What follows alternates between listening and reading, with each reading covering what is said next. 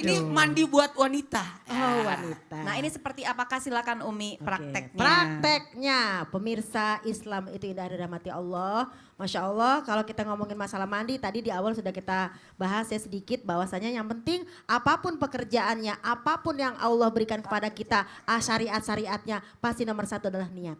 Innamal amalu biniat. Kalau kita selesai haid maka niat mandi adalah mandi karena sehabis haid atau nifas dan terutama adalah junub. Jadi pertama adalah niat. Innamal amalu biniat, segala sesuatu pasti dengan niatnya. Kalau tanpa niat maka amalannya itu istilahnya kurang afdol.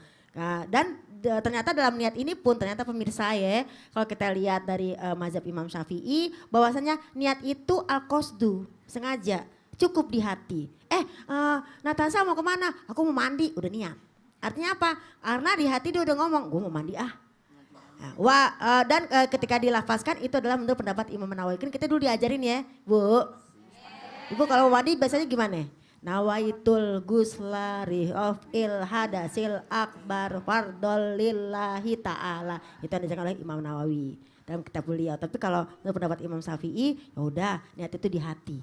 Aku pengen mandi Nah gimana caranya? Yuk coba saya ingin, Ibu boleh nggak Bu bantu saya? Kita di kamar mandi nih ya. Lagi rumpi. Enggak sebelah-sebelahan kan di pesantren kan kolomnya panjang Pak Ustadz. Tapi pintunya beda. Pak Ustadz kan juga di pesantren dulu ya. Ya Allah. Bu, Ibu kalau kita mandi ternyata ada dua cara mandinya Bu. Kalau Ibu nanti ya, saya cara pertama nanti Ibu cara kedua ya. Menurut pendapat dari hadis riwayat Muslim dari Maimunah radhiyallahu anha, jadi misalnya nih kita habis beres begonoan. Bukan kita ya, Ibu dengan suami Ibu, saya dengan suami saya. Bukan kita berdua, nggak boleh ya.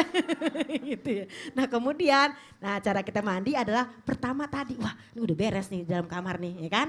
Nah maka kita ke kamar mandi, habis gitu pertama adalah kita mencuci kedua telapak tangan kita dulu. Karena kan tangan kita udah kemana-mana ya nggak Bu? Bu, Ibu kalau tidur tangannya kemana? Kemana-mana. Nah itu maka dibasuh dulu kedua tangan kita 2-3 kali. Lalu kita menciduk air. Ciduk air ada kolam nih. Kita ciduk air.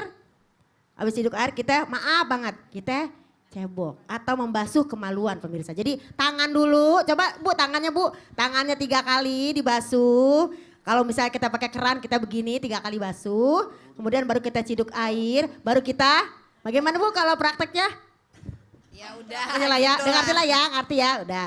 Setelah gitu baru kita gosokin tangan kita ke tanah menurut hadis dari Maimunah. Karena apa? Karena memang pada masa itu kalau nggak pakai sabun itu pakai daun bidara atau pakai tanah. Jadi diginiin. Coba tolong jongkok Bu. Gini-giniin.